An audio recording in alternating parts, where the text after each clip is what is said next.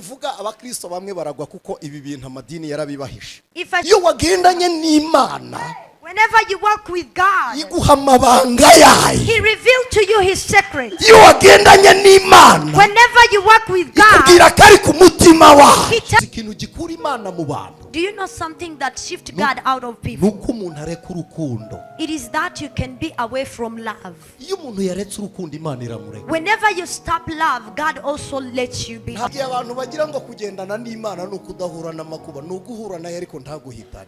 Uri kumwe n'Imana. When you're with God, ibyo uberaho umunyantege nkeya, what are your weaknesses? Sees you like a powerful. Ibyo wacogoreraga imbere, and what you bicogorera imbere yawe. Get discouraged before you. Ubudahangarwa bw'Imana. Because of the greatness of the God. Ubugenderamo. You walk in it. Uri mu nsinzi y'Imana. Ubwo hari ibyo watarutse bigahitana abandi ukabuhari. Ni ikimenyetso cyo gukorana n'Imana kuko ikorana n'abazima. Satani ntafata ibyawe yishe ngo abikwereke nawe wumve ko upfuye, nibiriya byapfuye, ariko wowe uri muzima. Iyo mutabaye seriye ku mavuta ntabakorera. Hari abantu bagendera mu mavuta ng'inkweto zijabuka bakagenda bibavamo, ejo bahari none badahari, ejo bahari none badahari, inkweto zigenda zishinguka. Ayo mavuta gukorera rusange, ntabwo akora by'umwihariko. Iyo rero buri kintu cyose ukigize gishya kuri wowe, kirema ibishya bihoraho. Hari ahantu wavuye udakenewe, ariko kuko wagendanye n'Imana uhagaruka n'icyubahiro. Umwana wawe akubone, natwe tukubone, inteza n'imbabazi byawe bikomeze gutemba. Urakoze kugira ngo tuzabone ubugingo buhoraho. Amen. Amen. Twakiriye umukozi w'Imana. Let's welcome.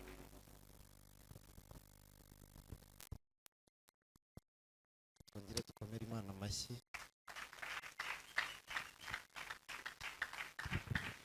Abaririmbyi bakiri hano gatoya, barimvuze ngo twongere dukomere Imana amashyi. Kadusangire ijambo ry'Imana riri mu gitabo cyo Kuva. Nidusoza turirimbana indirimbo ya 81. Let's share the word of God in the book of Exodus, and when we end, we sing together the song number 81. Hanyuma kandi na Yerate turamwakiriye mu materaniro. Thank you very much. Ni igice cya 33 mu gitabo cyo Kuva. Chapter 33, book of Exodus. Turasoma duhereye ku murongo wa 12. We are reading from verse 12. Abantu tutaziranye ndabasuhuje. For the people whom we're not familiar, I greet you. Hanyuma nitwa Aniset. And is called Aniset. Reka dusome ijambo ry'Imana. Let's read the word of God. Navuze ngo Mose abwira Uwiteka ati, dore ujya untegeka utijyana ubu bwoko, ntumenyeshe udutumanye, ariko waravuze uti nkuzi izina kandi wangiriyeho umugisha. Ka imigambi yawe kugira ngo nkumenye, mbone uko ndushaho kukugiriraho umugisha. Kandi wibuke nzajyana nawe nkuruhure. Mose aramubwira ati, ubwawe nutajyana natwe ntudukure ino. Ikizamenyekanya yuko nje n'ubwoko bwawe twakugiriyeho umugisha ni iki? Si uko ujyana natwe bigatuma nje n'ubwoko bwawe dutandukanywa n'amahanga yose yo mu karindwi. Uwiteka abwira Mose ati, n'icyo uvuze icyo ndagikora, kuko wangiriyeho umugisha nkakumenya izina. 18 aramubwira ati, nyereka ubwiza bwawe burabagirana. Uwiteka aramubwira ati, ubwanjye nzanyuza kugira neza kwanjye kose imbere yawe, nzivugira mu izina imbere yawe ko ndi Uwiteka, kandi nzagirira ubuntu uwo nzagirira ubuntu, kandi nzababarira uwo nzababarira. Kandi ati, ntiwareba mu maso hanjye, kuko umuntu atandeba mu maso ngo abeho. Kandi Uwiteka ati, hariho ahantu bugufi bwanjye, nawe uzahahagarare ku rutare, kandi ubwiza bwanjye bukikunyuraho nzagushyira mu bisate by'igitare, ngutwikirize ikiganza cyanjye ngeze aho marira kunyuraho, maze ngutwikurureho ikiganza cyanjye, urebe mu mugongo hanjye ariko mu maso hanjye ntihaboneka. Amen. Amen. Akire neza iri jambo ku bwa Kristo Yesu. Receive well this word for Christ Jesus.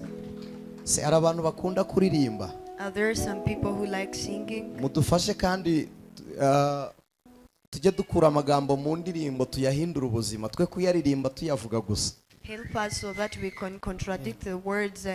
We can take the word. The words of the song not in words but into actions.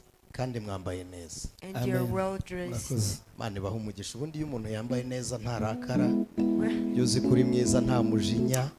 When you know that you're beautiful, you don't have fierceness.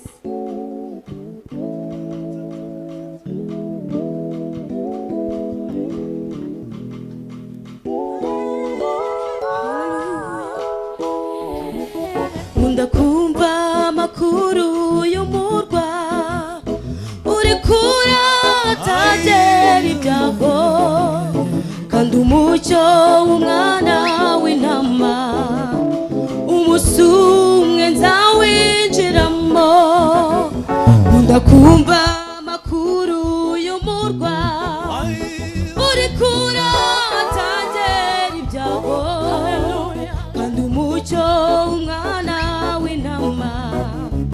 umutumwe nzawinjiramo. Ngo ndakumva amakuru y'umurwa uri kura atagera ibyago, kandi umucyo w'umwana w'intama umunsi umwe nzawinjiramo.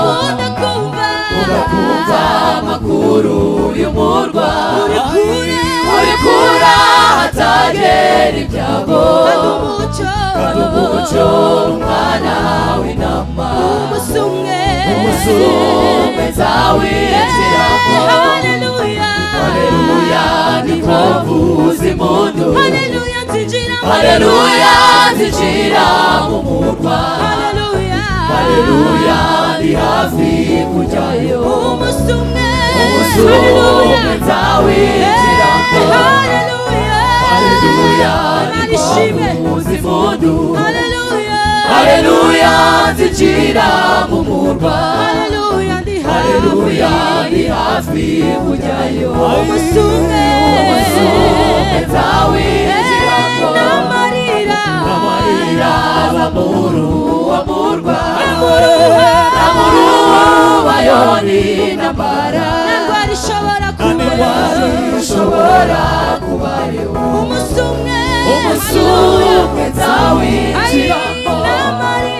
N'amarira bamuru wamurwa, n'amurubayoni n'ambara, n'indwara ishobora kubayo, umunsi umwe nzawinjiramo. Haleluya niko mvuza impundu, haleluya nzinjira mu murwa, haleluya ndi hafi kujyayo, umunsi umwe nzawinjiramo. Haleluya nuzuye ibyishimo, haleluya nzinjira mu murwa, haleluya ndi hafi kujyayo, umunsi umwe nzawinjiramo. Abazajya muri icyo gihugu bazaba bambaye imyenda yera, babikiwe ikamba ry'izahabu, umunsi umwe nzawinjiramo. Abazajya muri icyo gihugu bazaba bambaye imyenda yera, babikiwe ikamba ry'izahabu, umunsi umwe nzawinjiramo. Haleluya nagushidikanya, ijuru hari umunezero, Imana ishimwe. Haleluya nirigiye kuzinjiramo.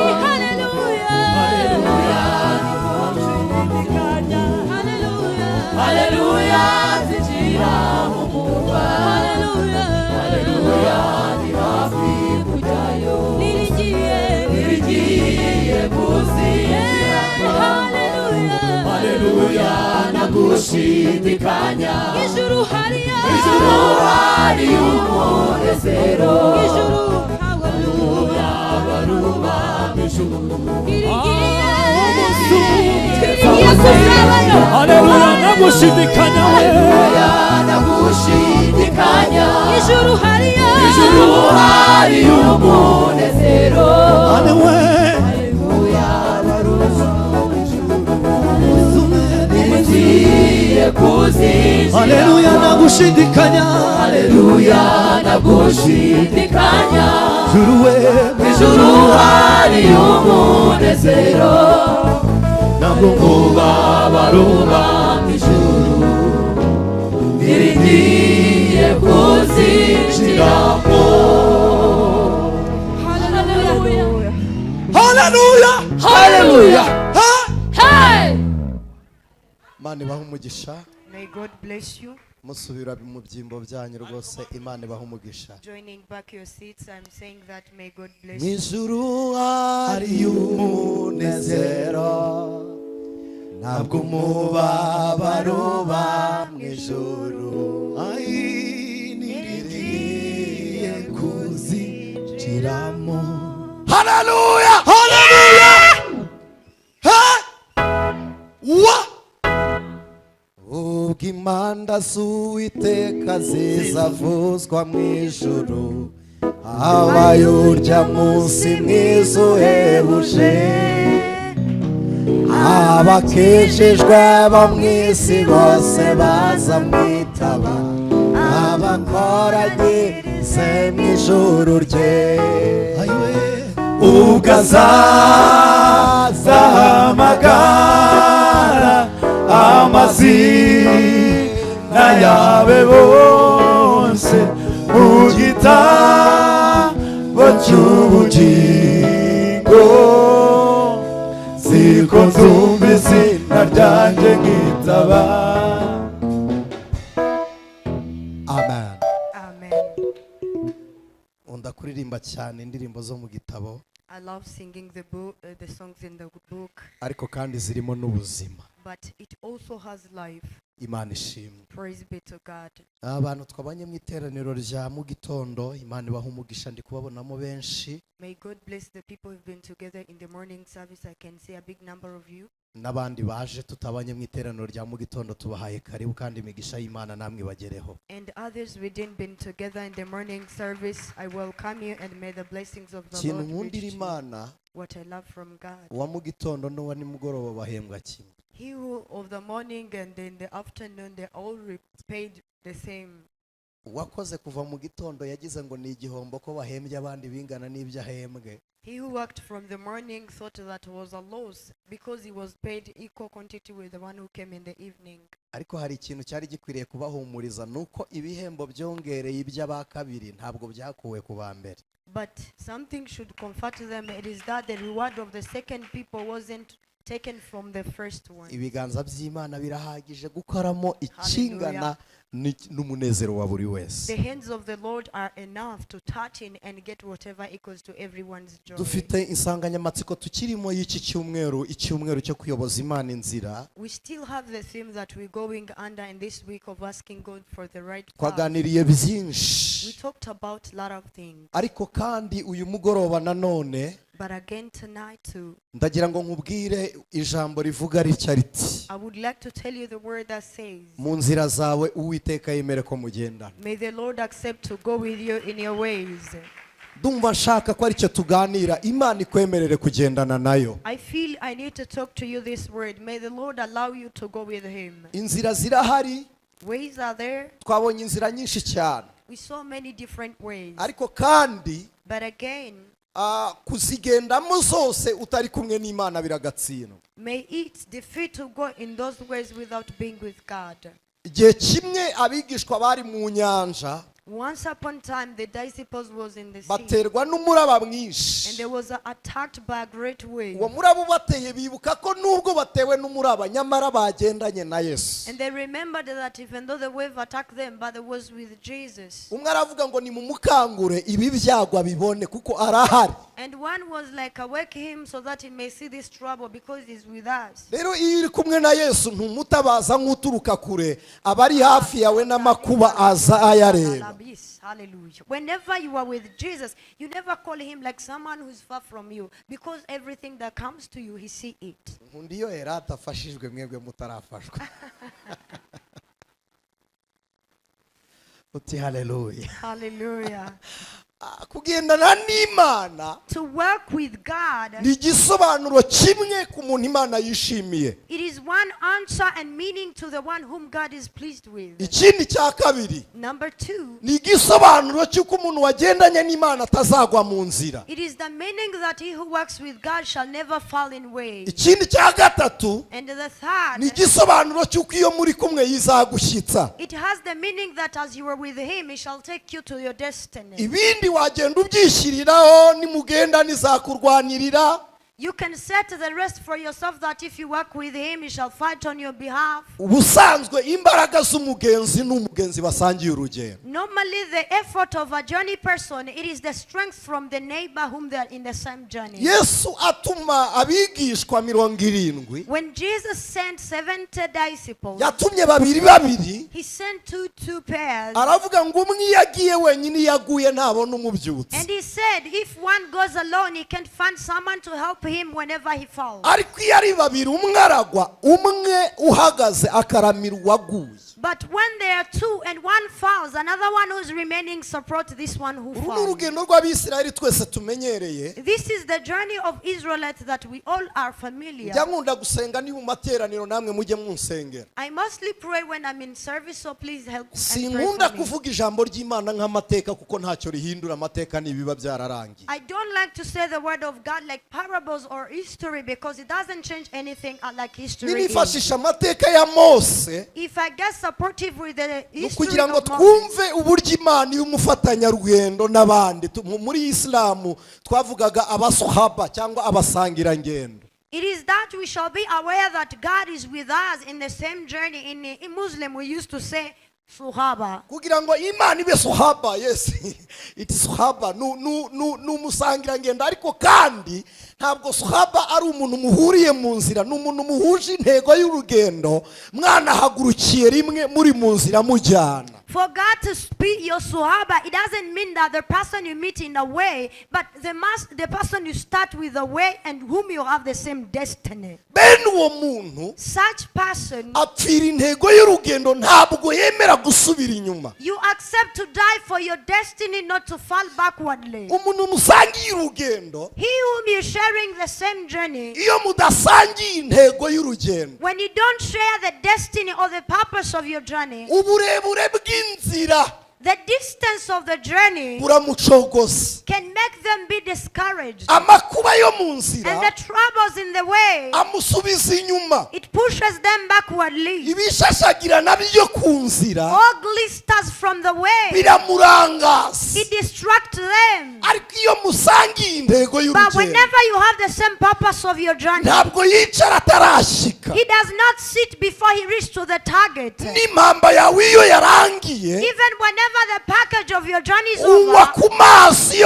yiwe yapfunyitse. you take from the drink from your neighbor. Ndacyabisubiramo. I am still Uyu remembering you mugoroba tonight. Imana yemere kugendana nawe. May the Lord accept to go Uyu with you mugoroba tonight. Imana itangirane nawe urugendo. May the Lord begin with you the Uyu journey. mugoroba utera intambwe Imana ihari. Have a step today by the presence of the living Bibiliya God. itubwira umugabo wagendanye n'Imana imyaka 330. The Bible tells us about the man who walked with God 300 more than years. Yitwa Enoch. He is called Enoch. Mutekereze ko abascientifique banze ko igitabo cya Enoch kijya muri Bibiliya kuko urugendo rwe n'umwuka n'ibiganiro yaganiriye n'abamarayika ntibemera ko ibyo bintu bishoboka. Imagine that the biblical readers does not allow the book of Enoch to be inserted among the Bible because they do not trust that what happened to him, what he conversed to the Spirit and God, cannot exist. ibi nimbivuga abakristo bamwe baragwa kuko ibi bintu amadini yarabibahishe. If I speak of this, some Christians will feel like it's something unusual because some churches doesn't tell you. Enoke yicaraga ku meza n'Imana. Enoch used to sit to the same table with God. Reka simvuga ibikorerwa ku meza mutaza kumbaza ngo Imana irarya. Let me not speak of what happened to the table so that you won't question me that God eats. Tinibuka ko Aburahamu yabagiye abamarayika. Don't you remember that Abraham gave meat to the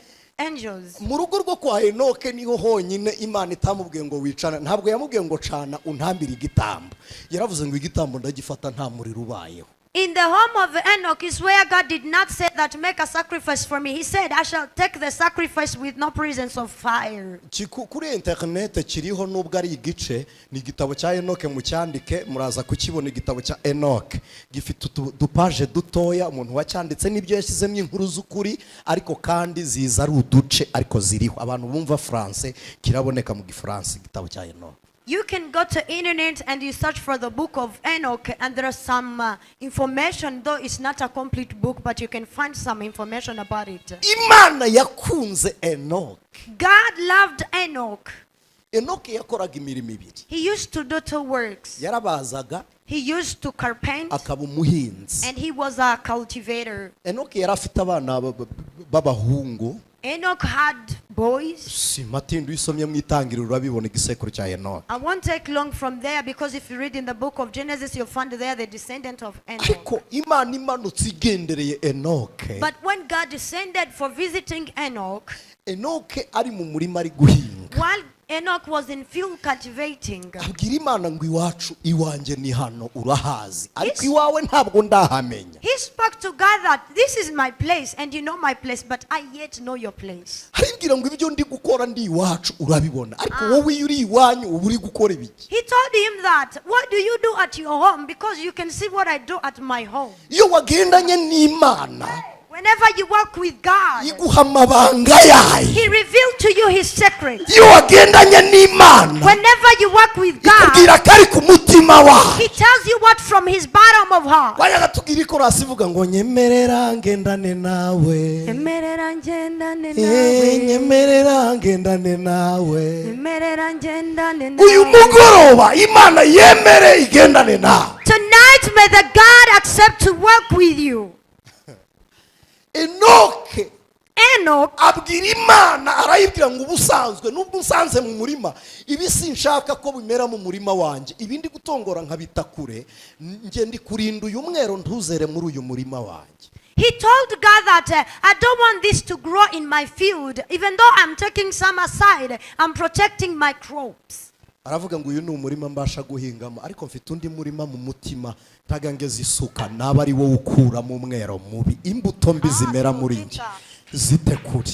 And he said, this is the field that I work on, but in my heart I have another field. So go and remove what unnecessities and reject Hano it. hari igihe hamera ibintu tudashaka ko byera. We sometimes can have something grows in us which we don't accept to be like the crop of us. Paulo yarabivuze aravuga ngo ngerageza gukora ibyiza Paul said that I try to do the best, ariko ibibi bikanga bikantanga imbere. but the worst come forward to me. Aravuga ngo ariko nshobozwa na And Kristo he said, but I'm enabled by the Christ ujya imbaraga. who empowers me. Abwira Imana ngo urandure ikimera mu mutima wanjye udashaka kuzabonamo kuko sinshaka kugutakaza nshaka kugumana nawe. And he told God that God uproot everything that you don't want to be in my herd because I don't want to lose you. I need to always stay with you. Kindi gihe Another time, Enoke arimo abaza urubaho when Enoch was carpenting, muzi ikintu ababaji bakoresha bita iranda. do you know what the tool they use of carpenting? Aringaniza urubaho rumaze kumera neza nk'uko arushaka. And he straightened his carpenting, Enoke aramwenyura araseka and then he had a smile. aravuga ngo uwite rumeze nk'uko ndushaka. And he said, hey Lord, it looks like I wanted. Aravuga ngo fata noneho umutima wanjye nawe uwubaze gutyo uringanize n'uwawe. And he said, take my heart and equalize it to yours. Aravuga ngo kunejejwe n'urubaho nikoreye And- aba ari kunezezwa nuko wanyiremeye. He said, as I'm pleased by my campaign that I've made, be the same you can be pleased of how you created me. abafilosofi benshi bahakana ko Imana itariho Philosophy who deny that God exists, bahera ku ijambo rivuga ngo Imana yigira urukundo ntiyari kumanura Satani mu isi. they base on the word that says if God would have love, he wouldn't allow the devil, Satan, to descend on earth. ariko noneho ni nacyo kimenyetso cy'urukundo Imana ikunda abantu. But again, this is the fact and the proof of the love God loves his people. iyo umuntu yabaye mu ntambara ukamutabara muri izo ntambara nibwo amenya urukundo umukunda. Whenever someone can be in battles and you rescue him, this is how he realized the love you love him. Enoke Enoch, uyu munsi yambaye ranka today he is in a rank ikomeye yo kubana n'Imana kubera umubano bagiranye mu isi bagendana nayo. a great rank of how he had been with God and the way he worked together with God on earth. Bibiliya iravuga ngo Imana yaramukunze iramwimura. The Bible says that God loved him and he shifted him. ngo n'ubu ntiyaba akiboneka. Even now we cannot see him.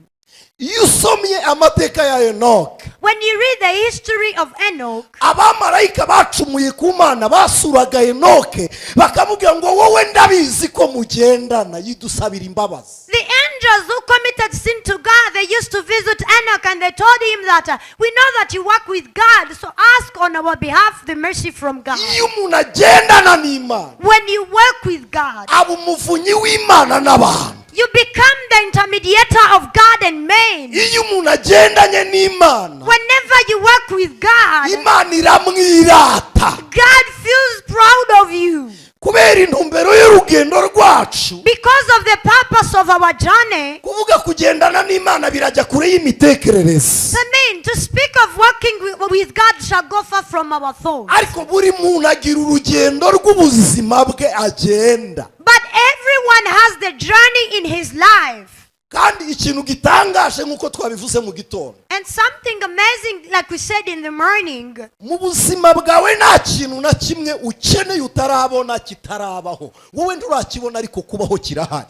in your life, nothing you need that doesn't exist. You yet see it, but it exists. ibyo bihari rero utarabona iyo wagendanye n'Imana. That exists, which you yet see whenever you walk with God, then ikwereka uruhande birimo, He show you the side it's located in. iguhishurira aho biri, He revealed to you where it is. irahakwereka. He reveals to you.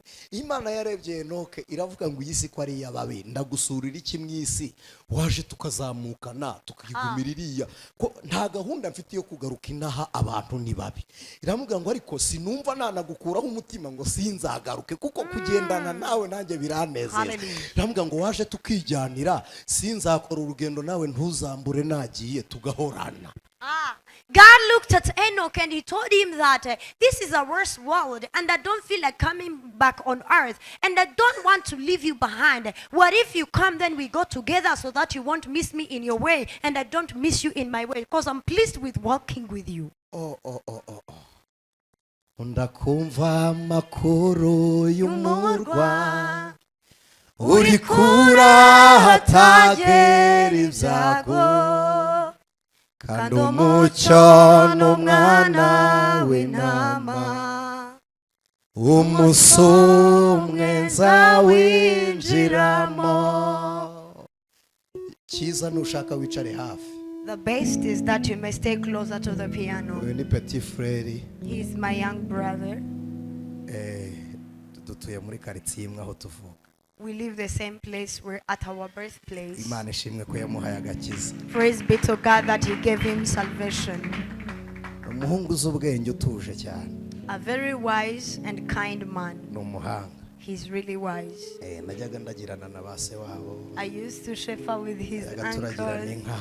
We used to shepherd together cows. we ntabwo abizi ntigeze agera mu rwuri. He doesn't know that because he did Iyo never nakundaga shepherd. kwibera mu nka hirya n'ubu ndabikunda iyo nasuye umuntu ufite inka musaba kuziragira. I mostly like to be with cows reka whenever I'm musabe with a rero person. abe I just yicaye feel like I hafi need ndaza to kuririmba shepherd. nubwo ntabizi ariko mu ijuru nibigeramo nitugeraho bizizana. Though I'm not good singer, I shall be singing it. If it reaches to heaven, it shall work itself. Imana ibwira Enoke ngo ndakwemereye ngwino tugendane. And God ngwino told tujyane. Enoch that I allow you come, we go together. sinzi niba ari ukunanirwa reka nitware muri mudu murimo ndagira ngo reka mvuge gutyo nk'uko muri kundeba murakaye. ariko umuntu urakaye niwe wumva. I don't know if you're tired, but let me go in the same mood like you are. Exactly ko ni yego niyo mood itarangara iyo umuntu arakaye aba ari concentre. When you're sad, you feel so more concentrated more than how you can be happy. Imana irabyemera ibwira Enoke ngo ngwino. And God accepted, He told Enoch that come. Uyu mugoroba Imana ikwiyegereza ugenda. May the Lord take you closer tonight and walk with you. Twayobosha Imana inzira mu gitondo. We ask God for the right path in the morning. Twabonye inzira wowe utageramo. We saw the way you cannot reach to Kubera situation cyangwa amateka y'ubuzima bwawe. because of your situation or your background history. Ariko nubwo wowe utagerayo hari indi nzira Imana inyuramo ikugenderera. But even though you can't reach there, God has another way to visit you. Imana ninyura muri iyo nzira igusanga. If God goes through that way coming to you, Ntibirangire gutyo gusa. may it not be ended as that. Ntigusige. Do not allow Him to leave you Ugendana behind. nayo. Walk with Him. Aho Imana igucira inzira ujye ugendana nayo. And where God makes a way for you, go with Him. Ugendana n'Imana bituma umuntu akiranuka. To walk with God turns you righteous. Iyo umuntu agendana n'Imana Whenever you walk with God, amera nk'akagarura rumuri. you become like a side mirror. Akagarura rumuri ntikagira umucyo. A side mirror does not have light, reflector. Ariko iyo kegereye itara But whenever it's closer to the lamp or kagarura light, umucyo wa rya tara. it reflects the light of this light. Hari imbaraga udafite. There is power that you don't Imana have. nigendana nawe. If God works with Izo you, mbaraga zirakugaragaraho. the power shall manifest on Hari you. ubwiza utagira. There is beauty you don't have. Imana nigendana nawe. But if God works with you, Arabagirana. you will shine. Hari ubwenge udafite. There is wisdom you don't have. Imana nigendana nawe. If God works with you, Irakwigisha. He will teach you. Niko yavuze. This is what He Yaravuze says, ngo nzakwigisha. that I will teach you and Ugira inama. advise you Mwereke inzira. and I show you the Ukwiye way kunyuramo. that you must go through. Nta muntu ukwereka atakwegereye. No one can direct you without being closer Kugira to ngo you. Imana ikwereke inzira. For God to show you the Yemere right path, kugendana nawe. and He accepts to go with you, Yemere kugendana nawe. and He accepts to go with you. Haleluya. Hallelujah. Enoke Enoch, amaze kwisanga ahagurutse agiye gutangira kugendana n'Imana. after he realized that he's beginning a journey with God, Ariko ari wowe wabigenza gute? Wahaguruka ugahita wiruka. if can be you, can you directly run? Wategereza ko ishingura intambwe mukajyana. Can you wait for him to start a step and you make it? Enoke yasigaranye icyo kibazo. Enoch had the same question. Aravuga ngo ninyijya inyuma irashingura intambwe rimwe ihita ishikana iburi. He said, if I go behind God, He shall start a step and I remain behind Him. Erega umuntu akurikira uwo banganya intambwe. Actually, you follow the person whom will have equal steps. Enoke n'Imana ntabwo banganya intambwe. Imana ishingura rimwe yashyitsi yijya. But Enoch and God does not have equal steps. God make one step and arrive to where He want to reach. Arangije aramubaza ngo ndagendera he. And then He asked him, where shall I Enoke go? abaza Imana arayibaza ati ngende ntese. And Enoch asked God, where shall I go? Umuntu ujyanye nawe agenda ate? He who goes with you, who walk with you, how do they Agendana behave? n'Imana agira umwifato.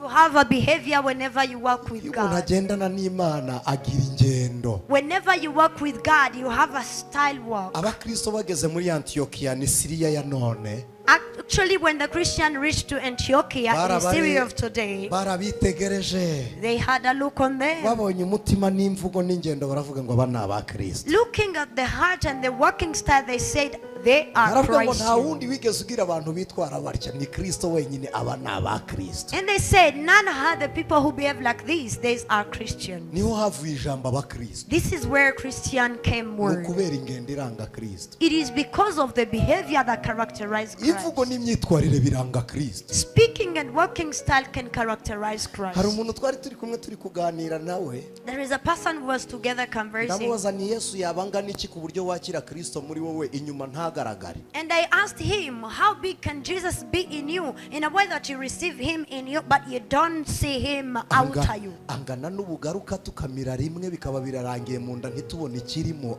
Yesu angana te ku buryo umubika mu nda cyangwa mu mutima bikaba bihuriyemo inyuma ntitubone ko hari. How big is Jesus in you? Is it equal like the bread you can cut for one time and you swallow it in your womb and we don't realize that you swallowed something?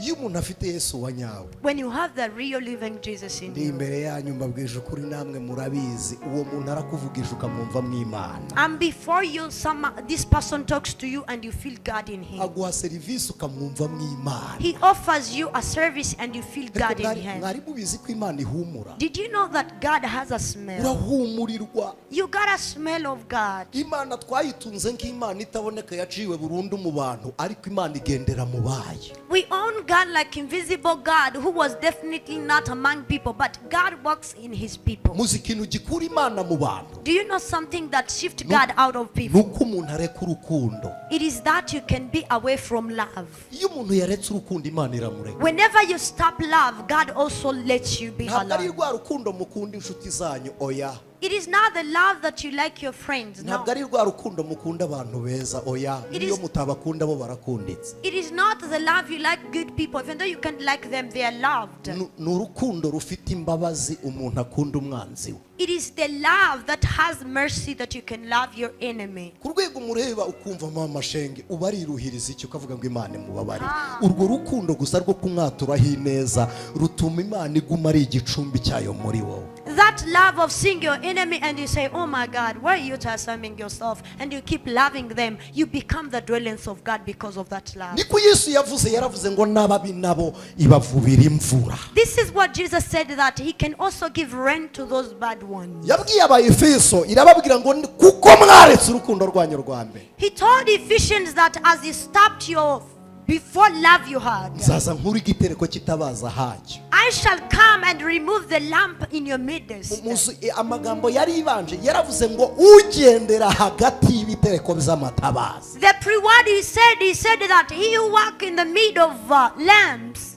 Biravuze ngo mugenda tugendana. It means you walking with me. Ni intambwe ku ntambwe. It is a step to step. Twigeze twakora urugendo Imana yemera kugendana natwe. We once had a journey and God accepted to work with us. Twari tuvuye Kamembe tujya gusengera umuntu mu Bweyeye ahantu bita Irasano. We was coming from Kamembe heading to Geyera Sano praying for someone. Abari batuyoboye mu idini baratubwira ngo ntimugiyeyo ntitubishaka. Imana irangije iravuga ngo mugende ni ngewe ubivuze. And our leaders in our religion, they said, we don't want you to go there. And God allowed us to go. That is the one who said. Turadesida turavuga ngo turumvira Imana ibindi bibuko bibaye. And we made the decision of honoring God and obey what he say. Then everything be as it's supposed to be. Tugihaguruka. By our beginning of journey, Imana ibana natwe. God had been with us. Kandi ikintu cyantangaje. And something amazed Ntabwo me. yigeze itukiza imvune z'urugendo n'ubundi twavunitse turi kugenda ariko turi kumwe nayo.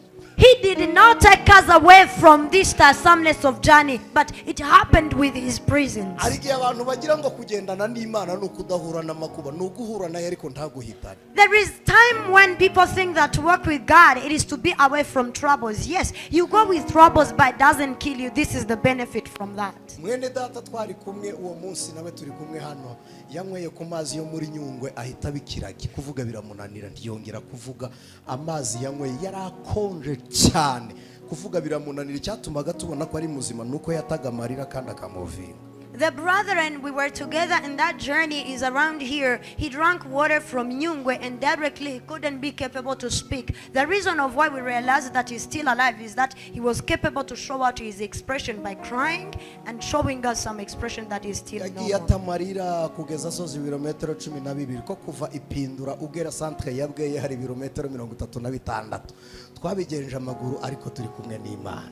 He wept until we had those many kilometers that we had in our journey, but still we was with God. Hari igihe njya nirata kuri Satani nkicara nkamwana cyagiye wabonye ko Yehova yarahari. That time, there is a time that come I feel proud to the devil and they say, did you know that Jehovah was around that time? Kugendana n'Imana ntubigire ibizirato aba ari igisobanuro cy'uko utazi Imana iyo ari yo. Do not turn it proudness to work with God.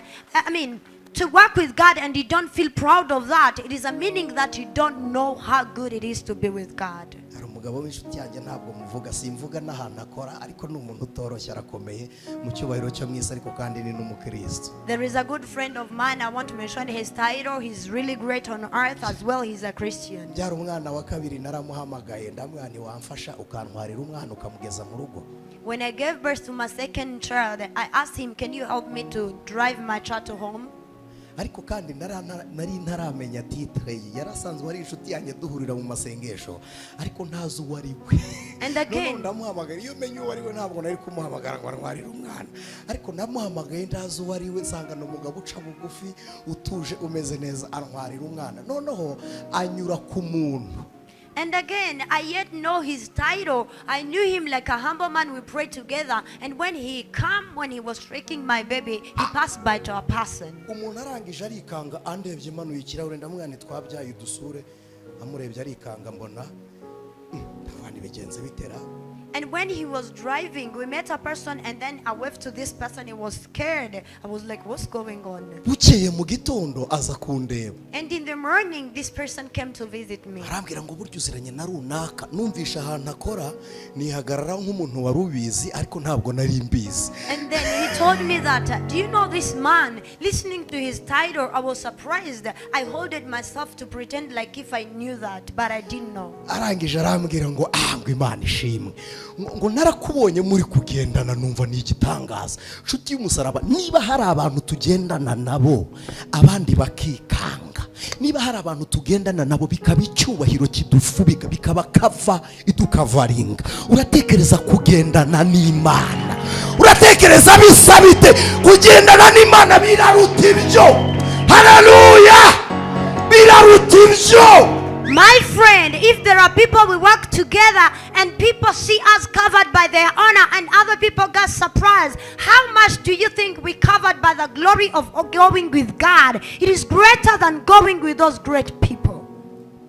biraruta ibyo. It is greater than that. Haleluya, Hallelujah. Imana ishimwe. Praise igitanga be to God. icyubahiro abantu bagakomera. He gave out honor and people become ariko umuntu great. ukomeye mwagendana ntabwo yakurinda ibizabesha. But a great ntabwo person abimenya. you can work with cannot protect you from bad that comes tomorrow. ntabyazi. He doesn't know it. ariko Imana muri kumwe none. But the God you with today, muririmbyi yaravuze ngo izakurinda the singer sang that he shall protect you amajya going n'amaza. and coming Imana back. igendane nawe May the Lord work with ikurinde you mu majya and he protects you ikurinde no going mu maza. and as well coming Imana back. yemere And God kugendana nawe. accepts to walk with you. Haleluya, Hallelujah. yemere kugendana May nawe. the Lord accept to walk with you. Imana ibyemere. May God accept Imana to igendane that. nawe mu nzira zawe. May God walk with you in your Mu nzira ways. y'iterambere zawe. In the way of your ku ntebe Imana prosperity. ikwicajeho. To the trail God urugendo has unyuzemo given you. rw'ubuzima. In the journey mu of mibereho life. yo mu rugo. In the life of mu your gihe cyo home. kwirerana abana.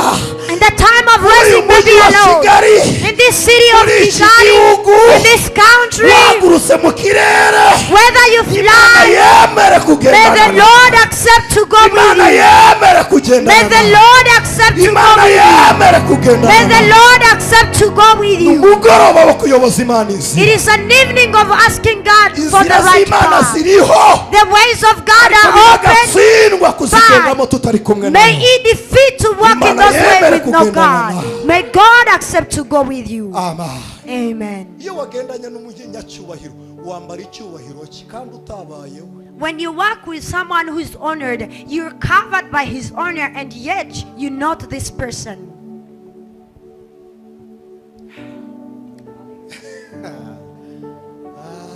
Imana ishimwe Praise be to God. kandi Imana ishimwe. And praise be to God again. kugendana n'Imana. To walk with God. kugendana nawe Yesu, kugendana nawe, kugendana nawe Yesu n'amahirwe. Kugendana nawe Yesu, kugendana nawe, kugendana nawe Yesu n'amahirwe. nukuri kugendana n'Imana To walk with God. imibereho It is life. n'ubuzima ni imibereho It is life. kugendana n'Imana To walk with God. uba uri fiyeri You feel uba proud. wumva ntacyo utinya You feel not scared aho by unyuze inzira something. zirafunguka Wherever you pass the way umuntu is wagendanye open. n'Imana He who walk with God. niwe ufite urufunguzo It is the one who has a key. ugendana n'Imana ntawe ukingiranwa To walk with God, no Buri padlock rembo can ryose get before you. riragukingukira. And every gate get open for iyo you. ugendana n'Imana Whenever you walk with God, ibinyembaraga kuri wowe biba ibinyantege nkeya ukaba umunyembaraga kuri the byo powerful things become weak before you and you become more powerful to Mana yemere them. kugendana May the nawe Lord accept to walk with you. twageze bweyeye We reached at Bugeyeye. inkweto nari nayiguze ni ukuri ntabwo ari komanteri si ukugira ngo mufashwe aho kugira ngo mbeshyere imbere y'iteraniro n'abasetsa byose byaba ari imfabusa kuko kugusetsa no kukubeshya byose ntacyo bimara tafadhali kugusetsa byakangura amarangamutima ukishimira mu nzu y'Imana ariko nibwo bwa mbere nambaye inkweto umunsi umwe irasaza ndayijugunya. At that time, it's when I bought a shoe. I wear it one time and get old, then I throw it. I'm not ikirenge lying. kizamwe amabavu The feet had some tumors up, ariko kuko twari twagendanye n'Imana but because we worked with God, twabaye nk'abinjira mu iteraniro gusa ntiyagira ubirariraho naba mbabeshya twinjiye mu iteraniro gusa abadayimoni barataka tutavuze ngo mu izina rya Yesu ntawe uvuze ngo toka Satani abadayimoni baravuga ngo ngaba baraje. we entered in service and demon realized our presence and they said they are here. Numvishe dayimoni ijwi yigiriye ndavuga ntireka ngo uhorahoze n'ubundi wapfuye kare nanjye nshyiraho ikiganza navuga ni soka. Haleluya. Zari imbaraga nkomoye kuwo twagendanye. When I heard the demons was crying out, I took my hand and I said, come out. It was the power of the one we worked together. Mfite agahungu kajya kigira akantu kari danje cyane. I have a boy who turned himself very dangerous. Igeze sohoka dutuye imbere y'ibibanza bya kese sociale hari ikinyinya hano bita Ngaruyinka ku Murama hejuru imbere y'ikibuga cy'umupira. We live at Ngarinha before the ground of football. Dusanga umugana w'imbwa imbwa nyinshi zarengaga nk'umunani ziraho ari ku kagoroba twari tuvuye guherekeza umuntu dusanga zirahari ziraho ngaho. We found it like 8 dogs was around there. We was coming from escorting someone. Imbwa imwe ihumye kagahungu gahita kamfata kanje inyuma. And Karambira ngo iyo ni imbwa. when one dog back, this boy came behind me. It was like, that's a dog. Giranya nkora hasi ntoribuye nako gafata umukungugu ntabuye kigeze gaterura nako gafata umukungugu nkubise ngira amahirwe imbwa irafatwa imwe irabwejuru irirukanka nako gatera y'umukungugu karangeje ngo papa nguzi ko imbwa zintinya. And when I took a stone and I throw it, my son took dust and he throw it. And when the dogs was barking, he was like, my dad, did you know that the dogs are scaring Iyo uri me? kumwe n'Imana When you're with God, ibyo uberaho umunyantege nkeya what are your bikubona weaknesses? nk'umunyembaraga Sees you like a ibyo powerful man. wacogoreraga imbere And what you used to bicogorera imbere yawe get discouraged before kubera you. ubudahangarwa bw'Imana Because of the greatness of the God, ubugenderamo you walk in uba it. uri mu ntsinzi You live y'Imana in the victory of Imana God. igendane May nawe God work with you. haleluya Imana Hallelujah. igendane nawe May God work with you. amen Amen. Imana igendane nawe May God work with you. ngaruke kuri Mose Coming back to Moses. uyu Mose Today, ni umuheburayo he's an Hebrew. avukira muri Egiputa And he was born from Egypt. avuka mu muryango wo kwa Lewi He was born from the family of Levi. yavutse mu gihe abandi bari kwicwa ariko ararokoka abaho. He was born in the season where other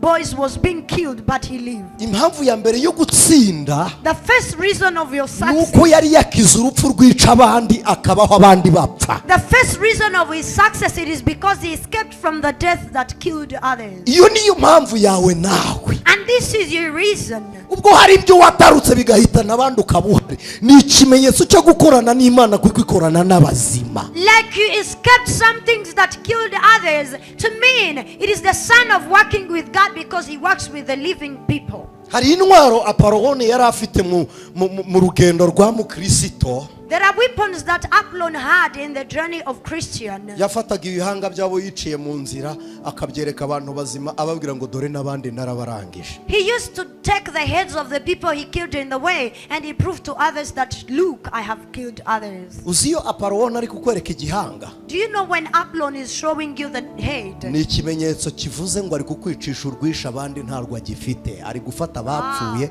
akabakwereka uri muzima urahari. It means it is a sign of showing you what killed others, and instead he doesn't have this power so that he may kill you with that image only, but no longer powerful. nibyo ibihanga Apoloni ari kukwereka nibyo n'iby'abapfuye, ariko ntabwo ari igihanga cyawe ari kukwereka. Yes, the head is showing you. It is the head of the people who died, not your head who is still alive. Satani ntafata ibyawe yishe ngo abikwereke nawe wumve ko upfuye n'ibiriya byapfuye, ariko wowe uri muzima. Do not allow the devil to show you your things that died, and you say you're dead to know. It is the things that died, but you're still alive. ntabwo ari wowe wapfuye, It's not you who ntabwo ari died. ibyawe byarangiye, It's not your materials, your everything which is over. wowe uracyariho. No, you're still alive. Imana ishimwe, Praise be to God. wowe urahari. You're alive. Mose Moses, amaze kuvuka, simvuga amateka ye, nababwiye ngo nyasenga Imana indinde kwigisha amateka gusa. after he was born, I won't speak of his history like I told you before that I asked God to not preach about history. muzi uburyo bafashe nyina akajya kurera Mose ari kwa Farawo, agahemberwa kurera kandi ari kurera n'ubu. You know how his mother was turned into the nanny to raise the baby, and he was paid for his own baby, and he was even being raising his own child. umunsi nyina wa Mose yacutsaga Mose, And the day the mother of Moses stopped from breastfeeding her, amusubije kwa Farawo atazongera kumwonsa, when he took him to Pharaoh without no more breastfeeding him, yaravuze ngo nimureke musigire urwibutso, amusigira impetso y'Abaheburayo. he said, allow me to leave him something that should remind him of me. And he gave him the towel of Hebrews. aravuga ngo ni musirebura kubera abana b'ibwami ka Mose mujye mukereka umwenda w'Abaheburayo.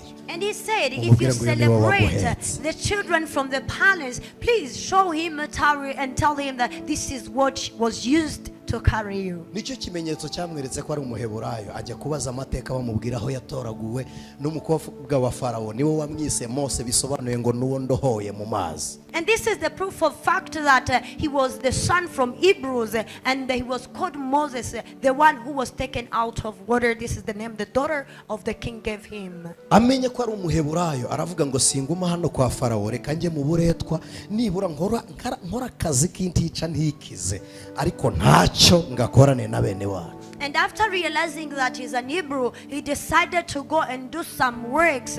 Those should be harder, but he do it with his own people. Imana ibonye ishyaka rya Mose iravuga ngo nzakorana nawe. And after God realizing the zeal of Moses, he said, I shall work with you. ibonye ukuntu Mose asize ibyiza byo kwa Farawo akajya mu matafari gukata ibumba, Imana iravuga ngo voila ni wowe nkeneye. Seeing the fact of how he left everything good from the palace and he went to manufacture and to make some bricks, he said, this is the man I've been waiting for. This is you whom I hari igihe want. umuntu akora akantu Imana ikavuga ngo ni wowe, There is a time you do something and God says it was you. ikavuga ngo ni wowe nshaka. Said, this is you I wanted. Hari umumeya umwe, ntabwo muvuga, ni meya, simvuga izina rye, aba mu karere kamwe, ntabwo ayoboye muri uyu mujyi wa Kigali. Ni umudiyakoni ahantu ku itorero, nagiyeyo ndi umwigisha mukuru, nyuze mu gikari gato ngiye kureba ku nyubako zo mu gikari, nsanga meya ari guhata ibirayi mu kikoni yakira abashyitsi. There is a major who's leading a district. I don't want to mention his name. And when I was going somewhere to preach, I went in the veranda of that construction. I found it. He was peeling some sweet potatoes there, some Irish potatoes. I was surprised. Ntabwo bimukuraho kuba meya. Yaravuze ngo nshaka uyu mugisha wo kwakira abashyitsi, aravuga ngo aha ndi guhata. Yatuduhaye ubuhamya uburyo yari ari kwakira abashyitsi, umuntu bari kumwe mu kikoni yuzura umwuka, aramubwira ngo Imana ikuringanirije intebe. aravuga ngo aho nayikuye rero ndahazi, aravuga ngo nyirindiraho n'ubundi nayivanye, no mu guca bugufi ngakora ibi. Hari ahantu Imana ikivugira ngo voila ni wowe. And this man said that I feel I need to work for the blessings of serving the servants of God. And he told us testimony of how someone was filled by the Spirit because of this testimony. And he gave him the prophecy that God gives you a good chair. And he told us that I should protect my chair to where I got this prophecy. agakiza k'agasirimu ntabwo kabamo guca bugufi. Agakiza k'agasirimu ni buri muntu amenye titre yawe kandi ahita aremera. Ugasanga abantu twaremereye, ariko reka mbabwire, nushaka kugendana n'Imana ca bugufi, kuko iyo wishyize hejuru muri kumwe, iyo ugiye kuyisumba Imana irasunika ikageza ku ruhande ikavuga ngo nkinguruka, icyubahiro ni icyanjye. Ariko amwe mu mahame atuma Imana ikomeza kugendana nawe ni uguca bugufi, kandi ntabwo ari ububwa. Smartness, salvation does not accept or allow humbleness to be part of you. But whenever you need to take yourself higher to God, this is when He looks at you and you need to not be humble. He take you aside and remember that this is not a kind of being weak, but it is part of your strength. Umuntu wishyira hejuru yubaha abo bangana, bo bareshya cyangwa bamuruta. Icyo si icyubahiro. Icyubahiro cyabo kigutegetse kububaha. Ariko umuntu uca bugufi yubaha n'abari munsi. Noneho aho niho abantu bari munsi baryoherwa n'icyubahiro cyabo. He who is proud respects the people at the same level like he is on. And remember that this is not a spirit of humbleness, but you are being ordered to honor them because of how glorified they are. But those people who are weak shall see you respecting them, and they realize how glorified you are, and they say that you're humble and respect you for it. Imana ishimwe. Praise be to God. Imana ishimwe. Praise be to God. Imana ishimwe. Praise be to God. Amen. Amen. Moses arangije ava kwa Farawo, reka nihute, amara imyaka 40 abi Mediyane cyangwa Imedina kwa sebukwe Yetiro. He came from the palace. He was living to his father-in-law, to Jethro at Midian. Sebukwe Yetiro amuragirisha intama. And his father-in-law let him shepherd sheep. Mu gihe Mose yagiye kuragira intama, asoma amateka y'igitabo cya Yobu, yumvaga inkuru za Yobu ko Mose niwe wa prononso igitabo cya Yobu, niwe wacyanditse muri 48. Yumva uburyo Imana ibana n'umuntu abantu badahari. And when Moses was shepherding, he read the history of how God can be with the person by the absence of other men.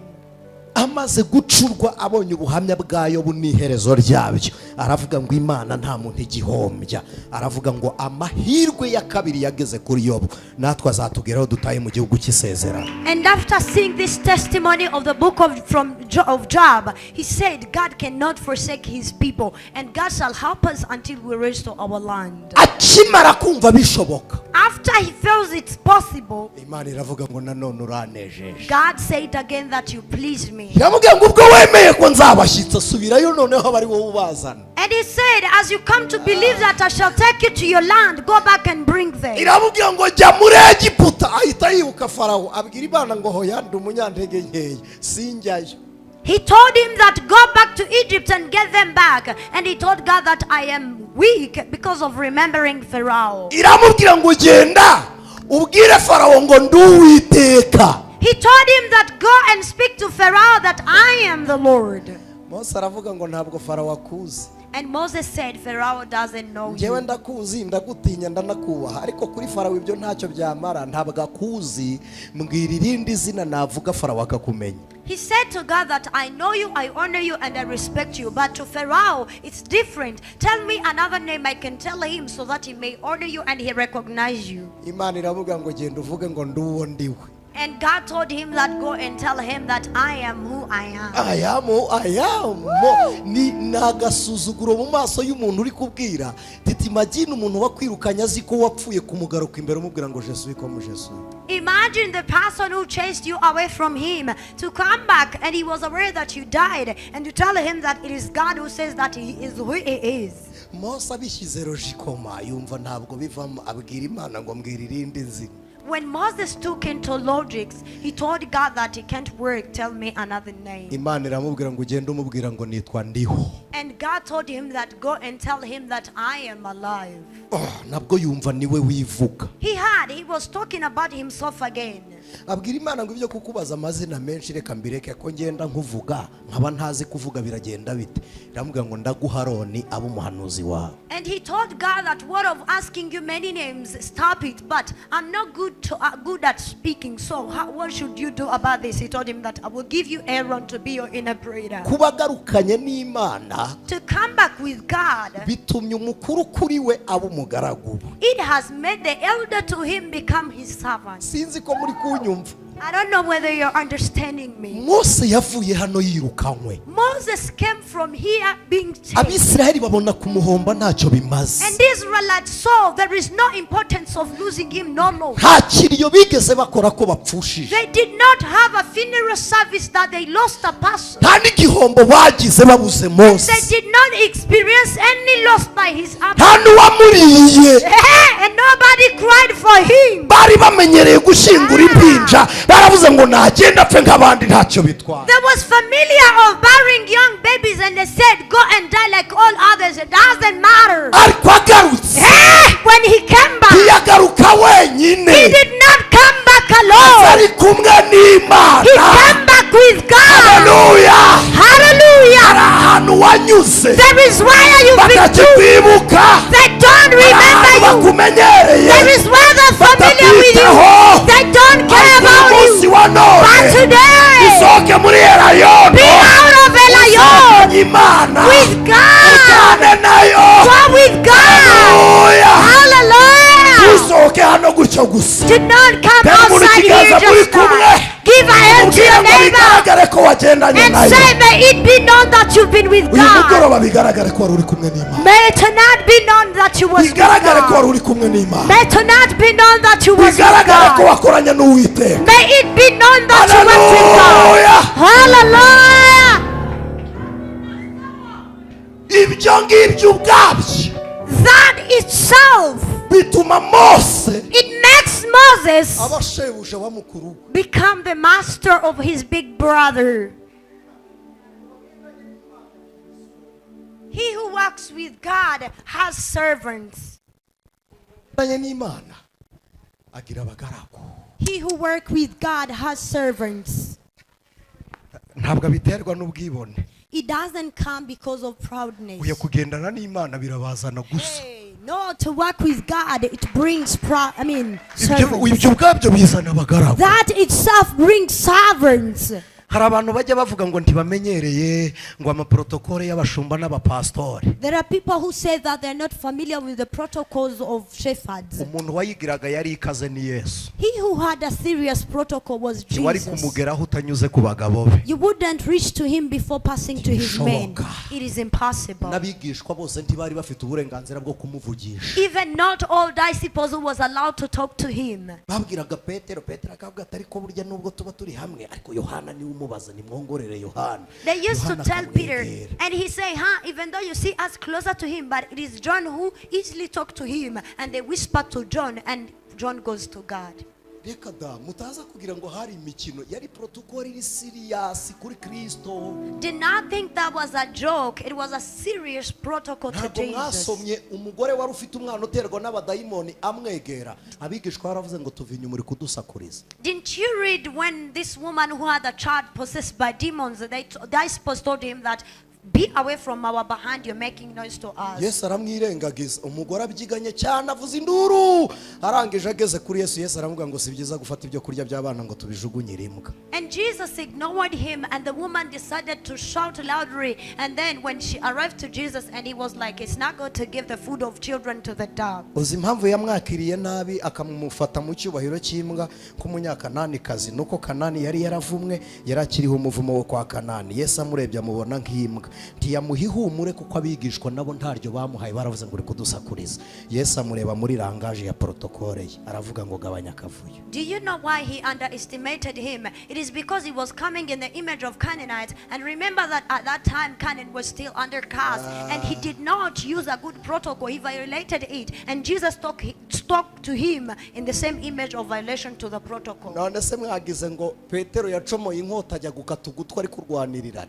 Do you think Peter took a sword to cut an ear of a person and he was fighting on whose behalf? Erega iyo mutabaye seriye ku mavuta ntabakorera. When you don't become serious to anointing, it doesn't serve you. Ehe, hari abantu bagendera mu mavuta nk'inkweto zijabuka bakagenda bibavamo, ejo bahari none badahari, ejo bahari none badahari, inkweto zigenda zishinguka. Ayo mavuta gukorera rusange ntabwo akora by'umwihariko. There are people who work in anointing like the people who are wearing the shoes which doesn't fit them. These shoes which can always be out of your feet. To mean what? You out today, you're in, out. You in and out. That's anointing works for you generally, not particularly. hari umugore wari seriye wamenye ko ibihungu bye ari ibinyarugomo, nyina wa Yakobo na Yohana arangije aravuga ngo ntabwo bizamenya kwivuganira kandi bibana nawe, reka mbyuke mu gitondo mwiyisangire. Aragenda aramwe ati wabahaye umwanya w'iburyo n'ibumoso. The mother of Jacob and John saw that his son were not serious, and she decided to come to Jesus particularly, and it was like, why can't you give them the left and right side? Abagendanaga na Yesu babifataga nk'ibintu biri aho bisanzwe, ariko abantu bababonaga batambutse bari kumwe na Yesu baravugaga ngo abanabi, bakabona icyo cyubahiro. Ubundi igihe kinini ahantu utinze urahamenyera ku buryo uhanyura unasinziriye. Actually, most of the time, whenever you take long somewhere, you just pass by even when you're closing your eyes. And whenever I don't take it like a normal, it becomes really fruitful for you. Ariko umuntu utahamenyereye uzarebe iyo umuntu yicaye muri sari wawe ari ubwa mbere. Have a look for the person who's seated in your salon for the first time. Umugirire neza, ugira akantu ureba uba umuhagurutse iruhande gatoya. Do good for them and be out of saloon and give them this opportunity. Just look at everywhere, uri kuri kamera wagira ngo winjije umujura, ntabwo ari umujura nuko atahamenyereye. Ubundi wowe impamvu hanyura gutya gusa nuko umenyereye, ariko umuntu mushya abibona nk'ibishya. Iteka ryose iyo uri kumwe n'amavuta ukayabona nk'amashya arakora, kuko amavuta akuze agira oderi yayo itandukanye n'amashya, ngira ngo murabizi. Iyo rero buri kintu cyose ukigize gishya kuri wowe kirema ibishya bihoraho. Actually, whenever you can be on camera, you can think that this person who visited you is a thief. No, and because for you, you come to your home as your family and you pass by around, even though you can be closing your eyes, it works. Let me remind you this. Whenever you become familiar to anointing, it does not work for you. And remember that the mature anointing, it works and it has different smell than this normal and young anointing. Umugore abonye na Yesu amwirukanye ahita kubita amavi hasi aravuga ati kizimu nyirukanye undeba. And when the woman saw Jesus was chasing her, she knelt and said, the best is that you're chasing me while you're seeing me. Aravuga ntacyo umbwiye nabi ariko turi kurebana. Agira ati aramwe ati samahani Jesus, ngewe nifitiye umwana ubabashe. Aravuga ngo ntacyo reka mbimbwa yawe ariko basi kumeza yawe se nta buvungukira buherukaho. Ntabuhaba. Knelt and said, Jesus, I am sorry my child is really suffering, but even though I can be your dog, on your table aren't something that remain, there some rest of food. Isn't there any king who doesn't have some rest food?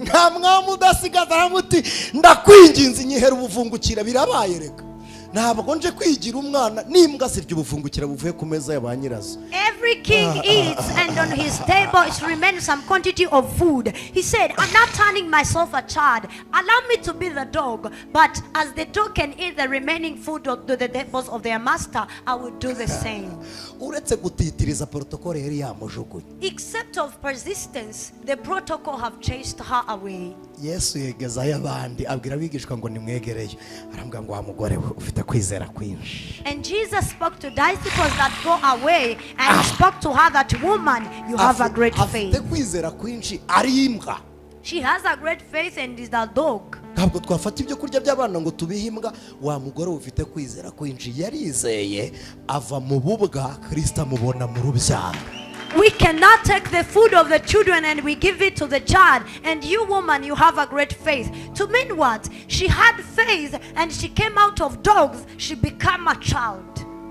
Aramubwira ngo igendere. And he told her that umwana wawe arakize. Your child is healed. Uyu mugore yari umusirimu atansiyo yahise areba iminota. Bibiliya irabivuga komantere iravuga ngo igihe yabwiriwe ngo arakize ngo nicyo gihe umwana we yakize. Yageze yarababwira ngo yakize nibyo ndi kubibona ko yakize ariko se yakize ryari?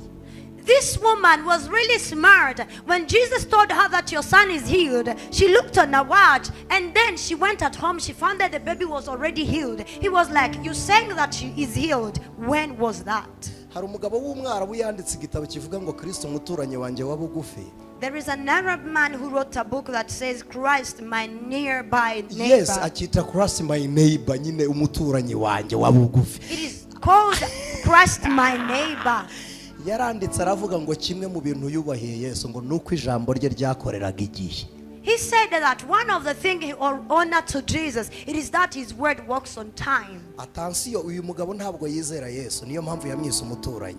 Be careful. He doesn't believe in Jesus. This is why he called him Nyine a neighbor. n'umwarabu wanditse umuturanyi w'umuyuda. Yes, he's Niyo a mpamvu neighbor yakise igitabo cy'umuturanyi. who wrote a book of a neighbor, a Jew. Avuga irema uburyo Yesu yaremye inyoni. Korani niyo ibivuga uburyo Yesu yaremye inyoni, azihumekeramo inyoni ziraguruka ziragenda. Aravuga ngo n'imikino ya Yesu yajyaga iba mizima. And he spoke of how Jesus created birds and he breathed in them and then it flied. And he was like, actually even the jokes of Jesus was really good. His games work. Imana ishimwe. I wish he can have a game. Abisirayeli bagiye kubona babona Yesu, babona Mose agarutse mu izina ry'Uwiteka. And Israelites saw Moses was coming back in the name of the Lord. Nimunyumve ngeze mu isaha yo guhanura ntoze. Listen to me, this is the time of prophesying, then I conclude.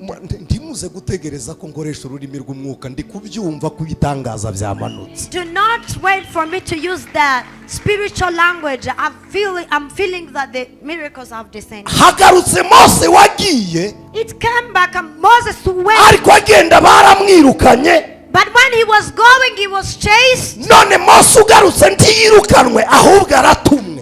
And then Moses who's coming back is not chased, but he's sent. Hari ahantu wanzwe, There is where he was rejected. hari igihe utigeze ukenerwa. There is a time he was not needed. Hari abantu bagufashe nk'umunyantege There nkeya, are people who considered you weak. ariko nugarukana n'Imana But if you come back with ntabwo God, ugaruka nk'uwirukanwe, you will not come back like the one who was uragaruka rejected. nk'intumwa y'Imana You will come back like the messenger ije of gushaka God, icyubahiro cy'Imana aho ngaho, who's coming to seek for the glory of God aho there, utemerewe, where you was not aho accepted, wasuzuguriwe. where you was Hari despised. icyubahiro cy'Imana There is glory of God kizagarurwa no kuhagaruka that shall kwawe. be restored by your coming. Haleluya, Oh, hallelujah! haleluya.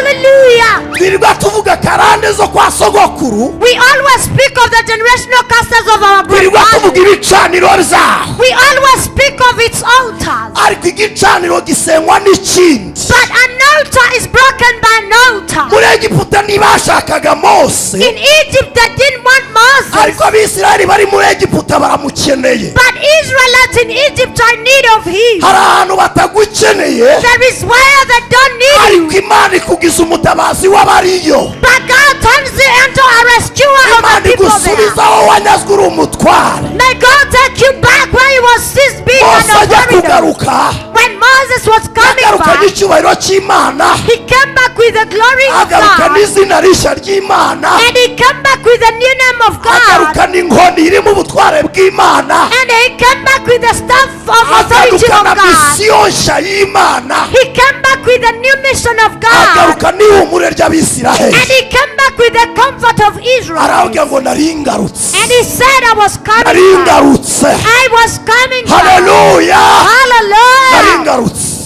I was coming back. Hari umunsi nigeze ngira ibyishimo byinshi, There is a day I had overjoy. nibwo bwa mbere nanejejwe n'akantu gato cyane, It was my first time to be pleased by something small. ariko nezerwa ibyishimo byinshi. But I had overjoy. Nigeze najya kwitorera ahantu nabatirijwe, njya kwaka icyangombwa cy'uko nabatijwe gusa, uwari uhayoboye arantuka ngo mve imbere w'abandiwe. I went to my mother church to ask for a recommendation of baptism, and the leader of that church was like, "Be away from my sight, you bandit." Kubera icyo urampora ikirambwa mufi. Why? What are you blaming me for? He said, "Be away from my sight." Ntabwira ntabwo mbasabye cyuko ndi umukristo, mushobora kuba mutabyemera, basi mwarambatije. Ni nkumi cyuko nageze muri Yorodani sinyisubiremo, icyo cyonyine gusa. Barambwira ngo sohoka. I said, I'm not asking you the recommendation that I'm a Christian. I'm asking you the recommendation of my baptism so that I won't go back to Jordan. He was like, "Come out." Njya gusengera ku kirwa ahantu bita kwireba. I went to pray to the island called Ireva. Imana irangije irambwira ngo uzaba umushyitsi w'abanzi bawe. And then God told me that you shall be the guest of your enemies. Bazakwitegura nk'umushyitsi w'Imena. They shall be ready for you like the main guests. Irambwira ngo uzabasubiramo, He said you shall go back to them ari bo bagukeneye. and they will be in need of you. mpamvu mbabwiye ngo nibwo nanejejwe n'akantu gato. The reason why I told you that this is when I overjoyed by something Banditse small. invitation y'igiterane bandikira umuvugabutumwa mukuru Anisette Niyomugabo. They wrote an invitation to the senior guest, Anisette Mugabo.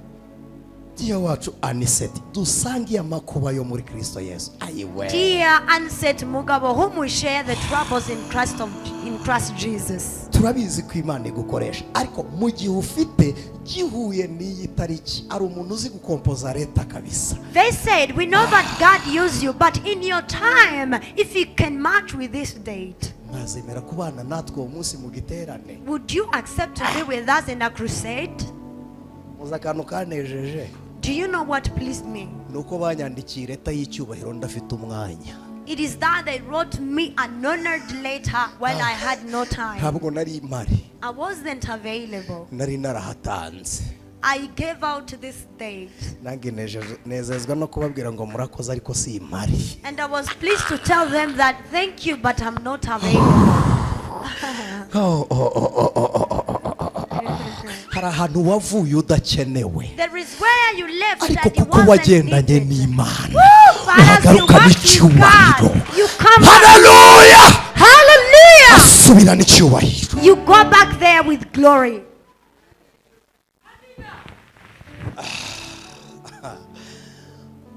Mose akihagera yahingukiye imbere ya Aroni aramubwira ngo Uwiteka arantumye. Aroni yubura amaso aramubwira ngo ntabwo twari tuzi ko wapfuye.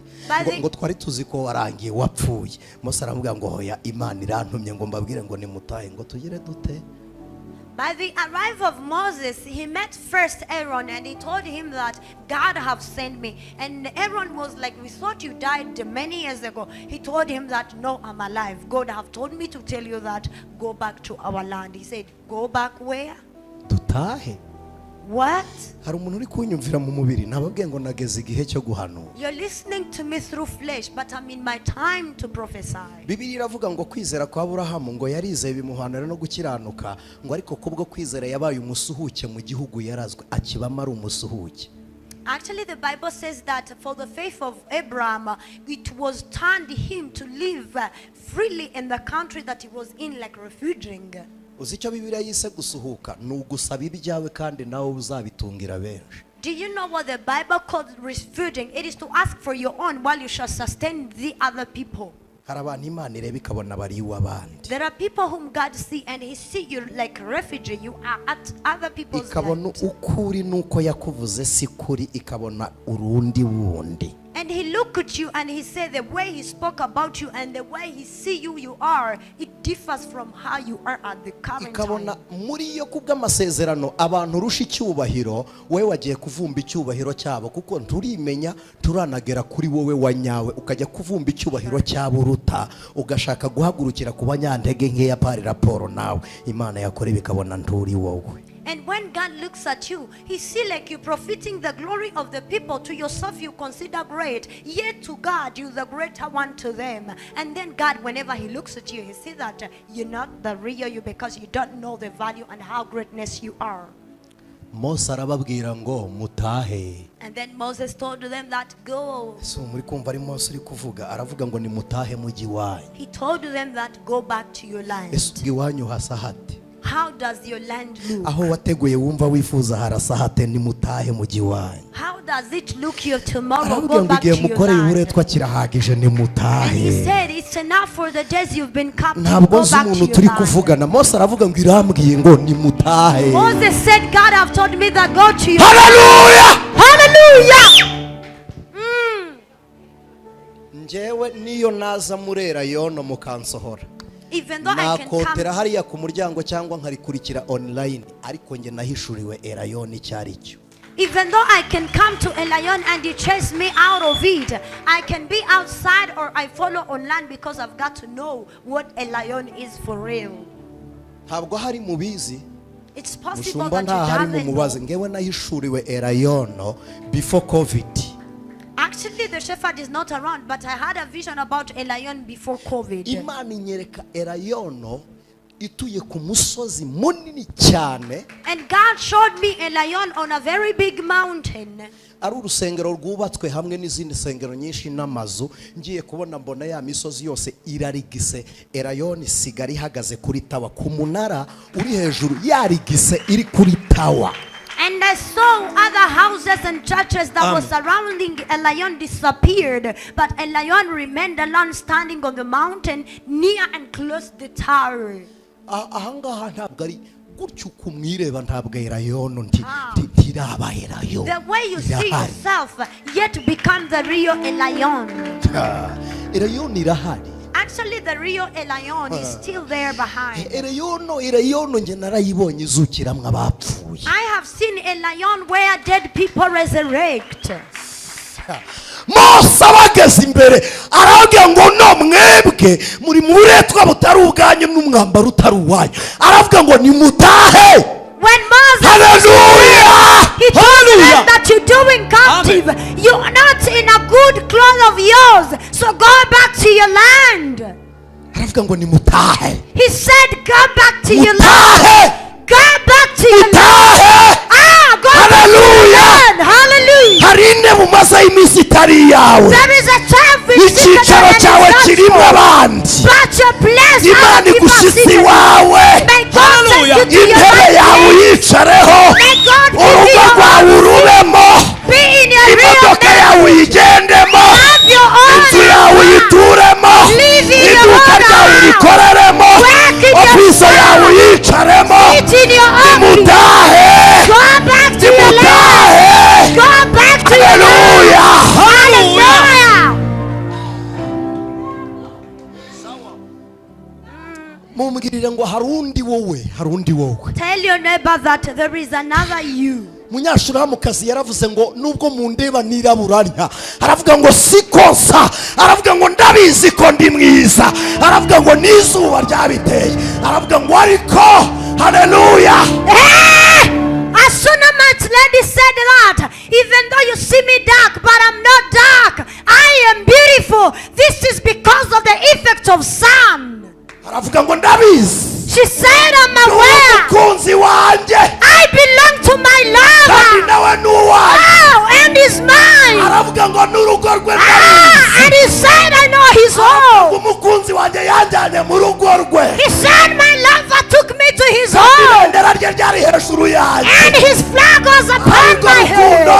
Which is his love. Aravuga ngo bakobwa b'Yerusalemu. And he said, daughters of Jerusalem, do not be surprised by the darkness. He said there is a day.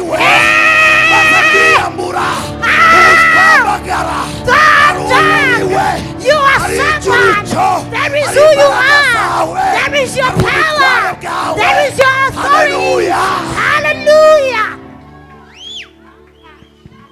Burya wowe w'umutsinzi urahari. Actually, you victorious your life. Burya wowe w'intwari ubaho. You hero you are. Burya wowe w'amashimwe urahari. You of praise you Burya ugira undi are. muntu w'ibitwenge. You have another person of Burya ugira undi smart. muntu uberwa n'ibyiza. You have another person smart with good. Burya ugira undi muntu w'umugisha. You have another person of Mose aravuga blessing. ngo mutahe. And Moses told them that go Muji back to your land. Muji wanyu. Go back to your Aravuga land. ngo mwicare iwanyu. And he said, sit in your Aravuga ngo muji land. wanyu. He said, go back to your land. Amen. Amen. Burya wowe wo kwifuzwa ubaho. You to be wished, you are. Urahari. You are. Urahari. You are. Ndahamya neza ko tutibeshe kugukurikira ni byiza. Ntacyo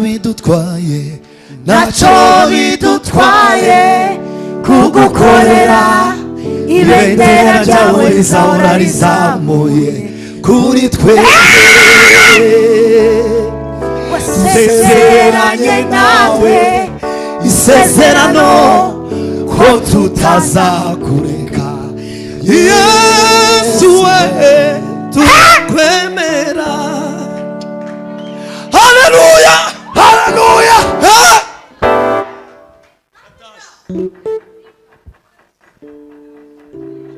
urakwemera turakwemera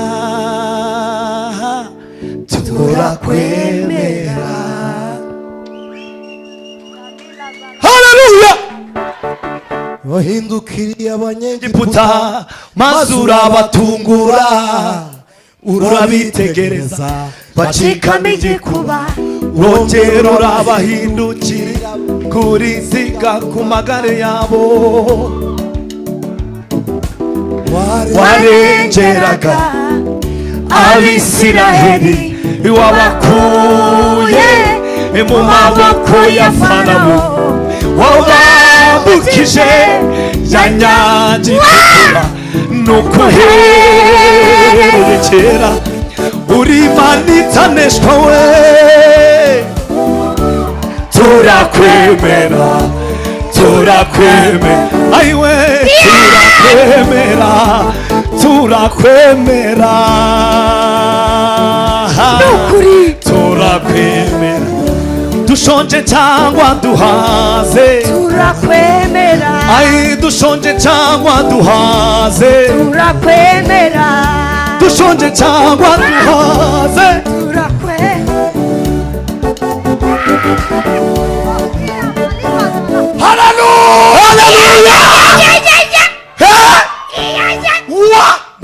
ikiganza muri kumwe Give a hand to your mubwire neighbor ngo turamwemera Yesu and tell him that we accept ntacyo our bitwaye Jesus. ongera ubivuge n'ifiyeri vuge ngo Say it Yesu again ndamwemera proudly and say, I accept Jesus.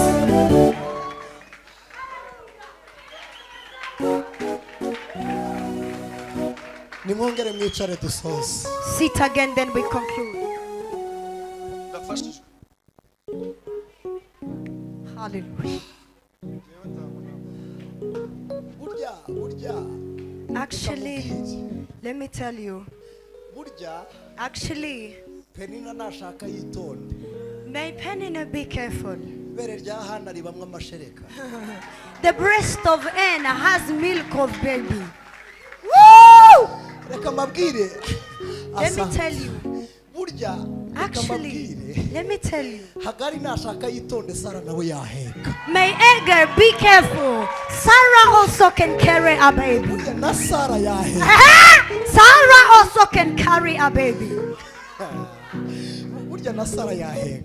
Even Sarah can carry a baby. haleluya haleluya ai Umva inkuru y'urugendo rw'abana ba Isiraheli urugendo we urugendo Imana yatangije kabari nayo Rurangiza. ab'imitima inangiye barimbukiye mu butayu ukuye Yosuwa na Kalebu.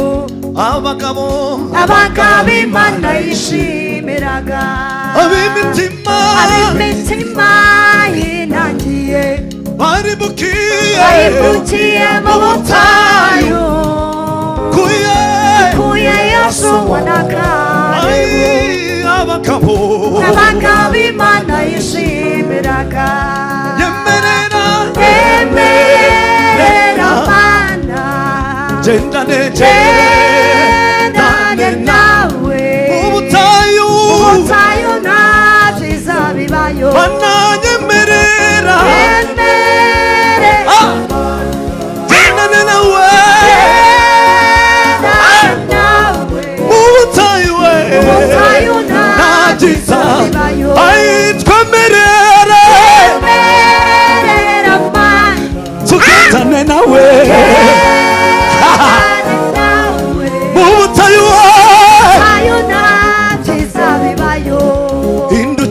hindukira ureba aho uhagaze ni mu nzira isubira mu Egiputa emera uve mu rungaba wicererezwa n'abanyegiputa.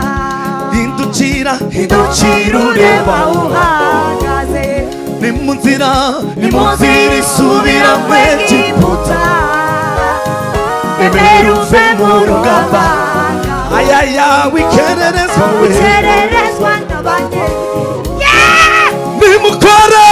nimukore amahamba mubibwire nabo bandi bose ko tugiye kugera iyo tuja nimukore amahamba mubibwire nabo bandi bose ko tugiye kugera iyo neberera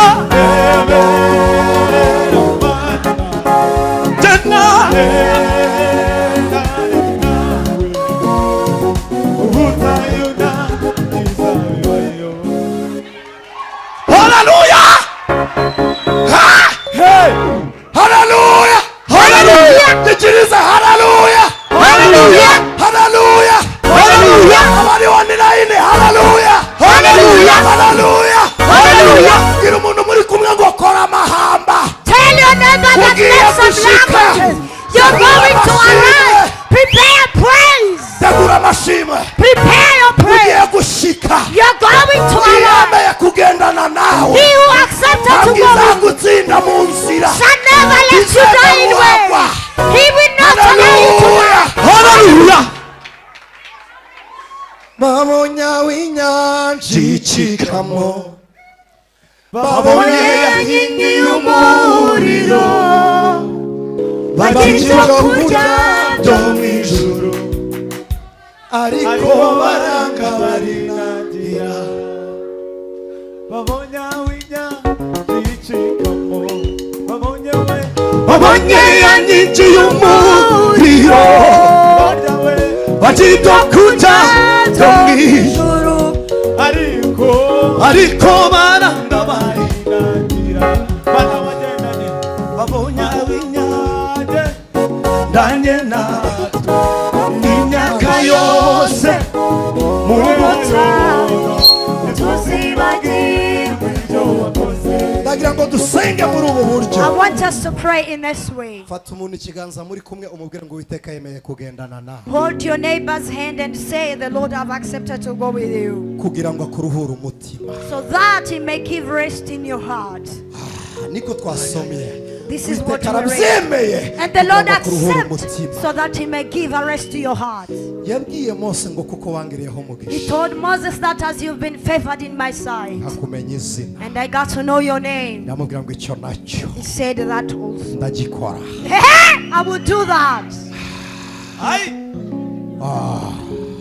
aruhu Iramubwiye ngo kundeba ntiwandeba And- ariko basi ndagushyira bugufi bwawe. He said, to see me can't work, but I will take you closer to me.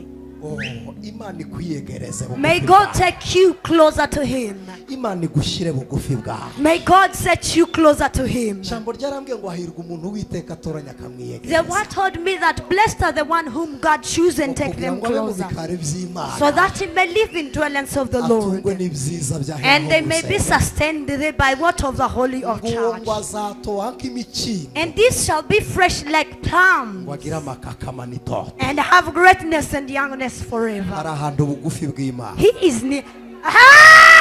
Hari ahantu bugufi bw'Imana. There is somewhere closer to Mu God. nzozi uryamye gushyire bugufi bwawe. In your dreams, may God take you Mu kazi closer ukora to Him. igushyire bugufi bwawe. At your work, may God Mu take you muhanda closer ugende to Him. gushyire bugufi bwawe. May the road when you're going, He Mu take rugo you closer igushyire to Him. bugufi bwawe. May at your home, God get you Mu closer to Him. burwayi Imana ikwiyegereze. In illness, may God take you closer to Him. Mose yaravuze ngo uba mu rwisho rw'isumba byose. Moses said, he who in hidance of the Lord, azahama mu gicucu cy'ishobora he shall byose. dwell in the shadow of the Almighty Imana God. yagendanye nabo. Because God walked with No them. ku nyanja habonetse inzira. Even on the sea, the way was Imana yoroshye appeared. ibyari bigukomereye May kuko God yagendanye nawe. turn weak what was harder to you. Rambura ibiganza byawe. Stretch up your hands. Mana turagushimiye. We thank you, God. Utwemereye kukwegera. You allow us to be closer Ko to you. wagendanye natwe. As you walked with us, Hari ahantu bugufi bwawe. there is where closer Udukiriza indwara. that you heal, Utangira mariage. that you give way, Ukiriza ukiza ubugumba, that you rescue from watangira marriage. ubuzingo, You give love to ahantu the bugufi lost. bwawe, There is one nearby. mariba y'amashimwe, In the springs of natwe praises, turaharyamye, we also lying there. umugezi w'agakiza k'Imana, In the river of your wongera salvation, utudubirizeho, so that it may again be poured on impumuro us. y'ubugingo bushya, In the smell of new life, yongera itumanukire, descend to our lives. umwuka wera w'Imana, And the spirit of the living wongera God, umanukire muri twe. descend within us. Nakwegereye Yesu, I'm closer to you, Jesus. negereye wowe,